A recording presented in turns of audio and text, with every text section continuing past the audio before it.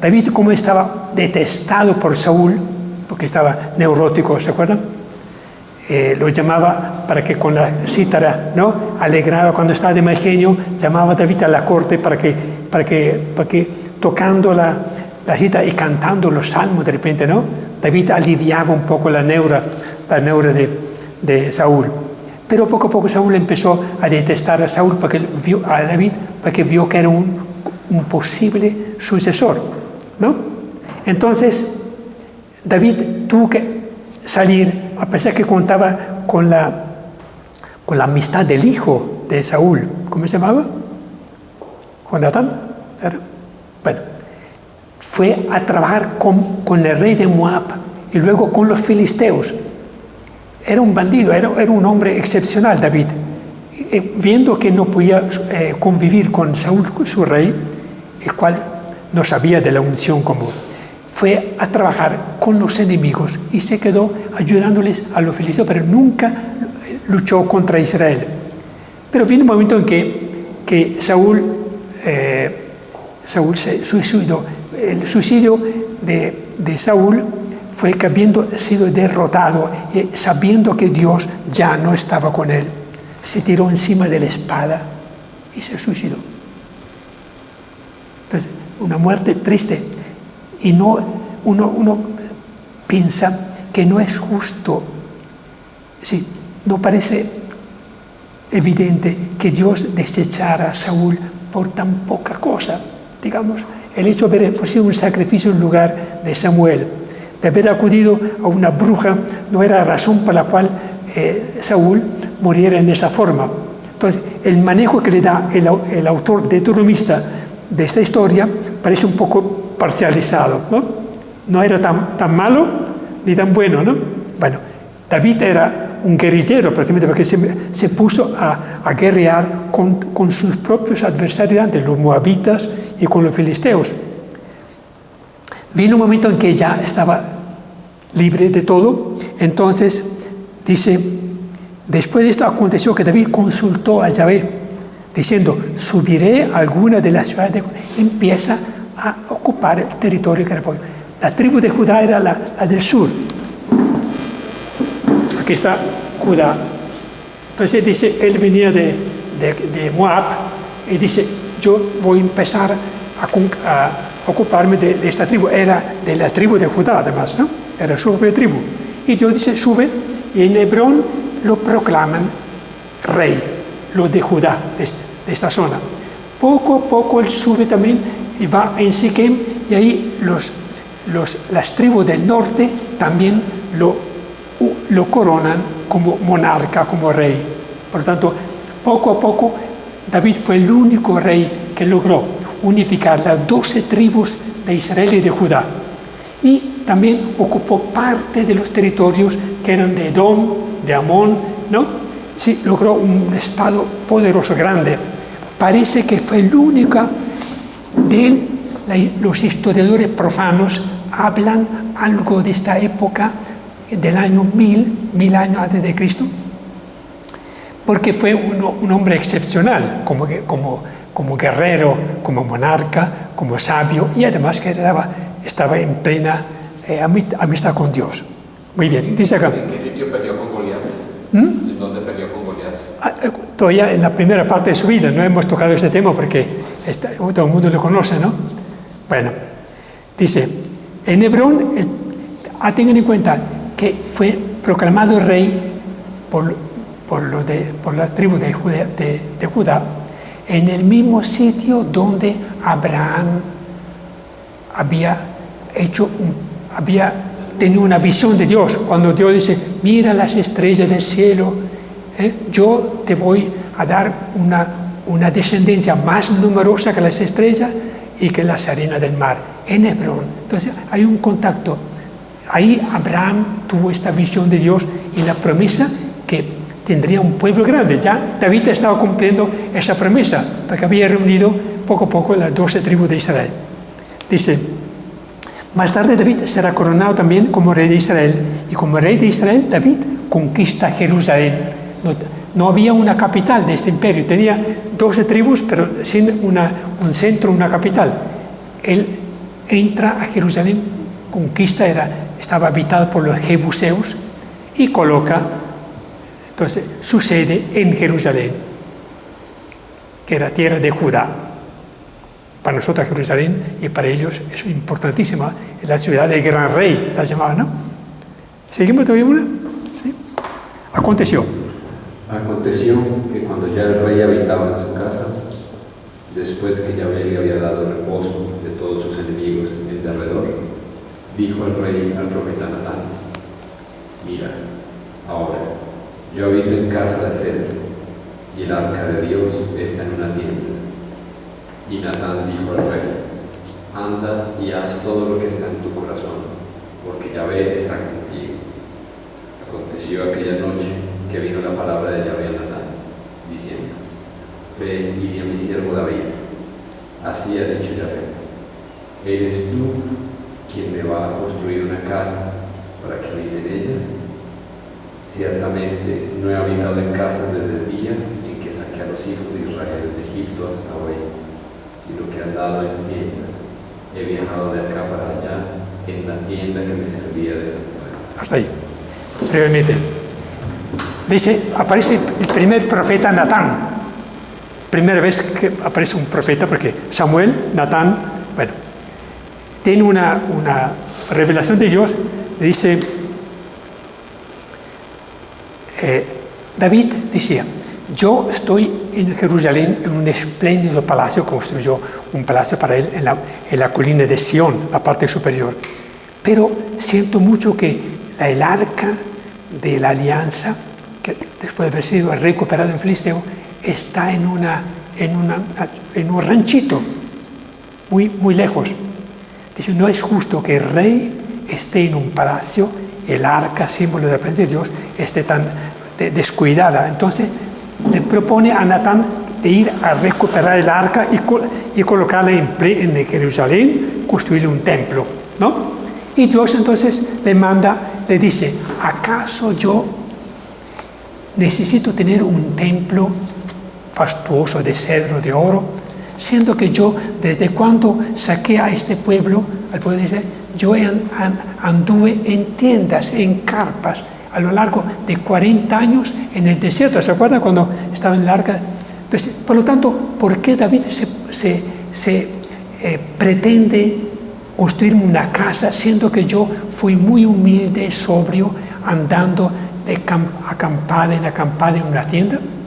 Mire, Dios que le hace entender. Primero todo, él no necesita de ninguna casa porque vive en el espléndido palacio que es el cielo, ¿no? Por lo tanto, la ambición de David de colocarlo al lado para tener al Dios cercano, ¿no? Porque es una ambición, dice, yo me voy a apoyar en Dios si lo tengo muy cerca. Dice, no me gusta. Entonces llegamos leyendo lo que sigue. Ahora pues dirás así a mi siervo David: así ha dicho Yahvé de los ejércitos: yo te tomé del redil, de detrás de las ovejas, para que fueses príncipe sobre mi pueblo, sobre Israel, y he estado contigo en todo cuanto has andado, y delante de ti he destruido a todos tus enemigos, y te he dado un nombre grande, como el nombre de los grandes que hay en la tierra. Y además, el Señor te comunica que te dará una dinastía. Y cuando hayas llegado al término de tu vida y descanses con tus antepasados, estableceré después de ti una descendencia tuya, nacida de tus entrañas, y consolidaré su reino. Él edificará un templo en honor, y yo consolidaré su trono para siempre. Yo seré para él un padre, y él será para mí un hijo. Palabra de Dios. Te alabamos, Señor. Un paso espléndido porque, mire, Dios le repite lo mismo que había dicho a Abraham. Yo te haré padre de una gran descendencia. Pero habla de descendencia, no de descendientes. Y San Pablo dice, cuando habla de descendencia, habla de Cristo, la descendencia. No habla, bueno. Entonces dice, yo te tomé de redil, tú eres un pastorcito de ovejas o de vacas. te saqué de ahí, detrás de las ovejas, para que fueras príncipe. Yo te constituí príncipe y rey de Israel. Por lo tanto, el mérito es mío, no es de él, ¿no? He estado contigo en todo cuanto has andado. Siempre le ha dado siempre la victoria sobre todos los enemigos. Tan así que conquistó toda la tierra de Canaán y ha reunido todas las 12 tribus. Te ha dado un nombre grande. Por supuesto, mire, hoy día el Estado de Israel tiene como escudo, como bandera, la cruz, la estrella de David. La estrella de David que aparece en todas partes, las banderas, porque es el personaje más importante de toda la historia de ellos. Te ha dado un nombre grande. Además, el Señor te comunica, aquí viene la profecía importante, la alianza, que te dará una dinastía. Tú quieres construirme un templo, una casa. Yo te doy a cambio una dinastía. Sí, una descendencia, y una de los descendientes tuyos será, dice, nacida de tus entrañas, será de tu raza, descendiente de la tribu de David, descendiente de la dinastía de David, y consolidaré su reino. Entonces, le permite que un día en el trono de David se sentará alguien, dice, alguien que edificará un trono en mi honor, porque Cristo es el santuario de Dios, es el templo de Dios, ¿no? Porque en él habita toda la plenitud de la divinidad. Consolidaré su trono para siempre. Sí, un descendiente tuyo será rey para siempre. La única persona que es rey para siempre es Cristo, nuestro Rey, nuestro Señor. Y yo seré para él un padre. Yahvé será padre de ese rey. Se cumple perfectamente porque Cristo es el Hijo de Dios. Y él será para mí un hijo. Entonces aquí tenemos una gran profecía y una alianza. Natán, entonces le confía, le revela a David, no te ocupes de un templo, porque yo te daré, primero, una dinastía. En segundo lugar, este descendiente tuyo construirá un templo digno de Dios, porque su cuerpo, el cuerpo de Cristo, es templo de Dios, es la presencia de Dios. Y reinará para siempre, será un rey eterno. Bueno, entonces, ese texto es muy importante. También los intérpretes judíos tienen que reconocer que en ese texto se hablaba del Mesías, que ellos no lo acepten, que Cristo no es el Mesías del cual hablaba el texto, pero reconocen que este texto, este pasaje de la Biblia, es una profecía de la venida del Mesías. No entendemos por qué, cuando el Mesías se hizo presente, ellos finalmente lo rechazaron. Siendo que el propio pueblo de Israel lo llamaba hijo de David. Sí, el pueblo tenía más sensibilidad de intuición que de los sumos sacerdotes, escribas y fariseos que no quisieron reconocerlo como tal. Bueno, creo que eso es un texto bellísimo que vale la pena tener presente porque... ¿Cómo terminó la historia de David? David reina 7 años en Judá, otros 30 años en Israel y muere ya anciano de 80 años, muere.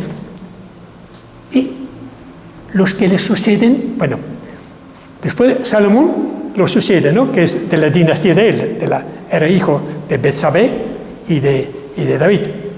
Siguen 20 reyes que son de la dinastía de David, de la sangre de David, y otros 12 que no tienen nada que ver con la dinastía, que son los reyes de Israel del norte.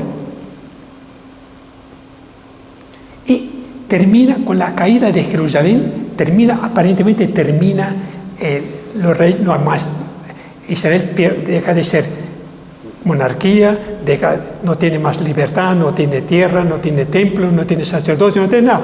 Pero un gobernador de Jerusalén, después de que Jerusalén fue ocupada y fue destruida, Nabucodonosor nombra a Godolías, que era descendiente de David.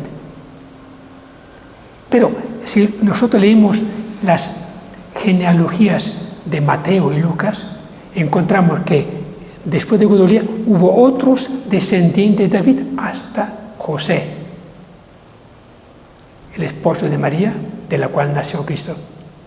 Entonces, la dinastía de David continúa con personajes, por supuesto, del pueblo, porque ya no había reyes, ¿no? Y se perpetúa hasta José. Increíble, ¿no? Cómo empieza con una revelación fabulosa de Natán a David y termina con los sueños de José. José, no tengas miedo, recibe a María, tu esposa, en tu casa. Y de ella nació el Cristo, que es realmente el descendiente de David. Sí. Muy bien. Después de 1000 años. 1000 años, exactamente. 1000 años pasaron. Bueno, terminamos con una breve oración. Te damos gracias, Señor, porque nos has dado tu palabra. En el texto que leímos dice que en los tiempos de Samuel escaseaba la palabra de Dios, ¿no? Muchas veces nosotros también estamos escasos de palabra que le hemos escuchado. Te damos gracias porque nos has recordado las maravillas que tú has obrado en Samuel, en Saúl y David. Te lo pedimos por Cristo nuestro Señor. Muy bien. Bueno.